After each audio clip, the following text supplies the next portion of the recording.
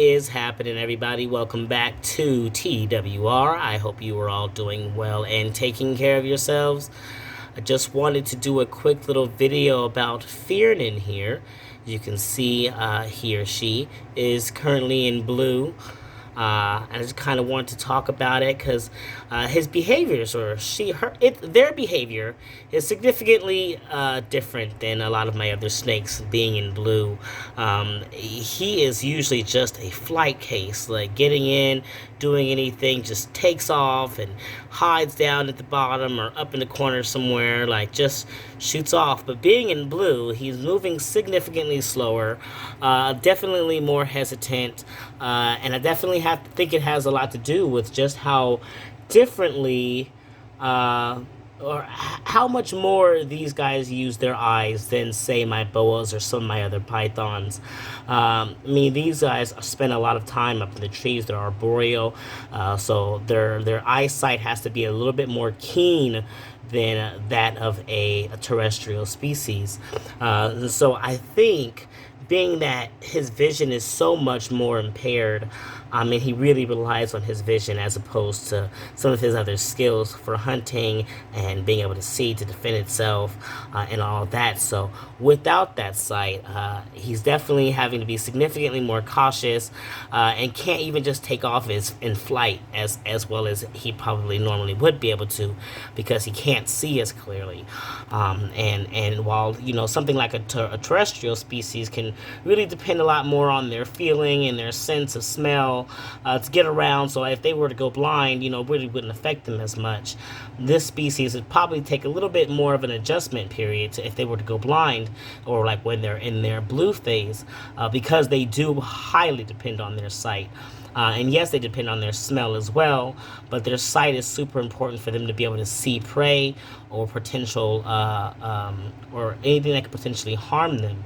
So when they don't have their sight, they definitely. I was wondering about it, because this is like the third time they've gone into blue with me, and they tend to disappear like completely. They go down into the substrate, or like into the stream, so behind the water bowl on the ground, like really tucked away, hidden, or like they are right now. They're tucked behind this air plant here, just really tucked away, as opposed to just kind of being out in the open like they normally are. And I think that's because they know that their vision is super impaired, and so they have to be significantly more guarded than just hanging out on the treetop, where they could just take off in flight if they needed to get away. But with their eyesight impaired, taking off in flight, even that's impaired. Yes, they could still do it, but they're not going to be able to see as well, to know exactly where they're going to shoot off and, you know, aim somewhere and get there safely.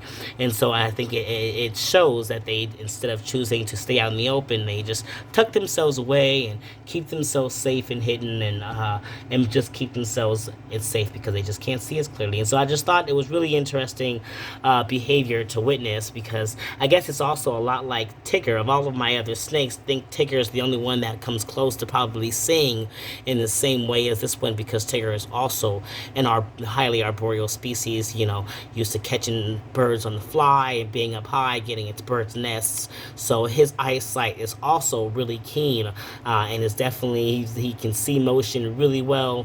You can see him seeing things differently, as opposed to like watching my boas and stuff, seeing things and look around, like you can almost see that they are visibly seeing something. I don't know how to explain it. I mean, I'm not sure if I'm using the right words, but anyway, it's really cool. Anyway, I just wanted to do this little video because he is in blue, and I did want to talk a little bit about just like the differences between arboreal species and how they see, as opposed to terrestrial species.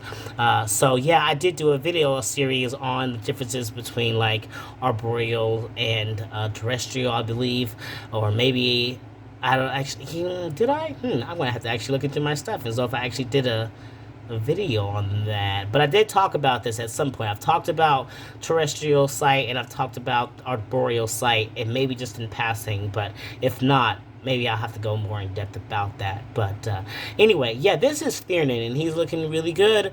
Remember, he was the one of four that came in, and he was the lone survivor, or they are the lone survivor. I don't even know the gender, but it's been kicking, it's been eating, it's been growing, and it's doing really great. And just figured I'd do a little bit of an update on this one for you. So as you can see, this enclosure is still looking pretty good. I had to kind of got the lighting up. I had to reset things up a little bit because stuff started falling, and then that pothos got really, really long, and I had to just kind of rearrange things just a tiny bit, but it's all generally about the same. But yeah, so I'm not going to keep rambling here. I'm going to go ahead and let Fearnan chill out back here because I'm sure he's probably feeling a bit anxious. He's like, oh my God, I tucked away and they found me. So I'm going to go ahead and let them chill out. Yeah, so you all take care. Love yourselves, love your loved ones, love your reptiles, and you all keep spreading those herps.